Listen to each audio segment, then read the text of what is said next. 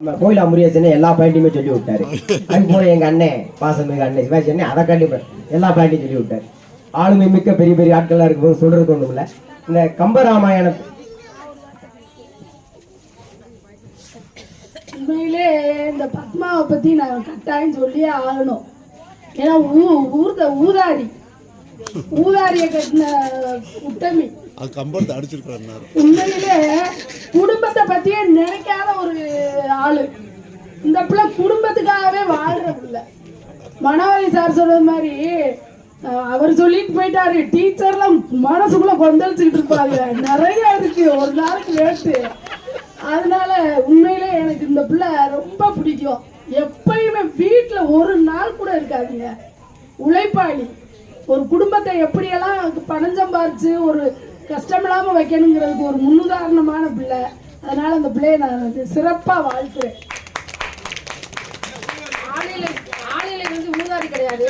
அவர் வந்து அந்த சம்பளத்தை வாங்கி ஊர்ல இருக்க மக்களுக்கெல்லாம் மக்கள் நிழல்ல நிக்கணுங்கிறதுக்காண்டி மரம் வச்சார். அவர் வந்து ஊதாரி வேறமா நினைச்சிடக்கூடாது இல்லையா? அவர் வந்து ஊருக்கெல்லாம் நிழல் தந்த அசோகன் மாதிரி. இந்தியா கப்பல்ஸ் மாதிரி ஒரு லட்சம் அடிச்சிருக்காருல்ல தேவையால இல்ல. அக்கா சொன்னதில்ல நான் முரண்படுறேன். அவர் ஊதாரி கிடையாது. அவர் ஊதாரித்தனமா விதைத்த விதைகள் தான் இன்னைக்கெல்லாம் மரமா வந்து நின்றுருக்கு. அதனால அவருடைய சேவைக்கு நாங்க வாழ்த்துக்கிட்டு இருக்கோம். இன்னொரு பாயிண்ட் சேர்த்துக்கிறோம். நான் நிறைய தண்ணி வைப்பேன், மரங்களுக்கு தண்ணி வைப்பேன். அக்கா சொன்ன பாயிண்ட்டுக்கு நான் ரெண்டாவது வந்துடுறேன். கம்பராமாயணத்தை 2 வரியில சொல்லணும் அப்படின்னு சொல்லி எலுமிச்சம்பழத்தை மேல தூக்கி போட்டுட்டு ராமர் பிறந்தார் ராவணன் செத்தான் அப்படின்னு சொல்லி 2 வரியில சொல்லுவாங்க.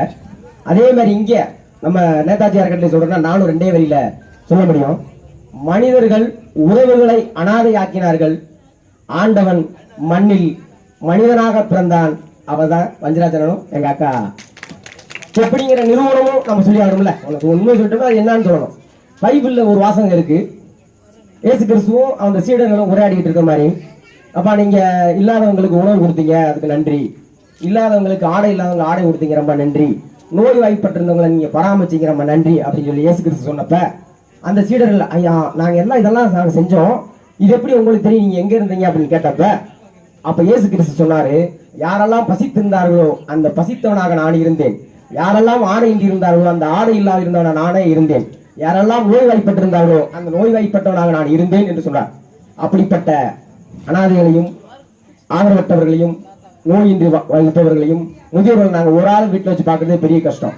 இங்க அத்தனை பேத்தையும் ஒரு பொட்டு சலிக்காம மனம் உவந்து செய்யறாங்கன்னு சொன்னா அது இறைவனை தவிர வேற ஆள் செய்யவே முடியாது, மனிதனால் செய்யவே முடியாது. இயேசு கிறிஸ்து எல்லாம் சொல்வார், என்ன தப்பு பண்ணிட்டு வந்தாலும் இறைவா கர்த்தரே இவரை மன்னித்து விடுங்கள், இவர்கள் தெரியாமல் செய்கிறான்னு சொல்லுவாங்க. அப்படிப்பட்ட கருணை இறைவனுக்கு மட்டும்தான் வரும். அப்படிப்பட்ட இறைவன் இந்த மண்ணில் இருக்கிறான்னா உங்க மூலியமா இருக்காங்க, நான் உண்மையா நம்புறேன். நன்றி.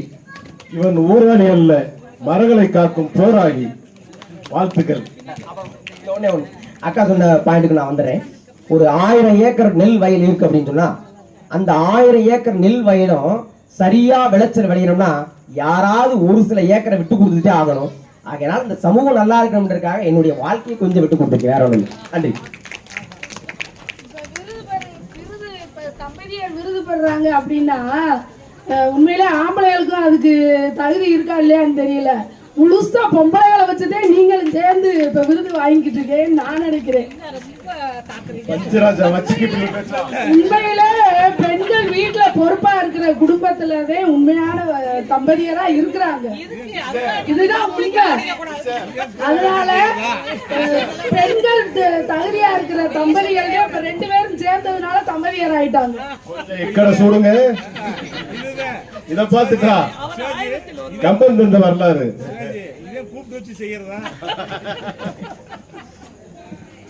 நிறைய இருக்கு. கூச்சிருவாங்க.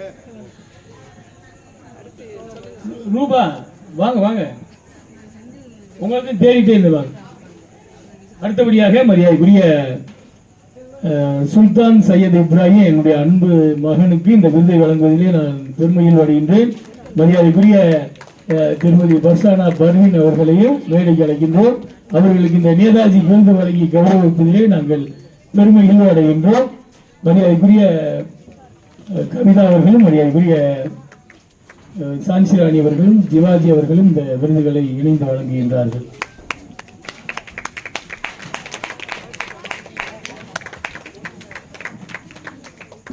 சிவாஜி சார்.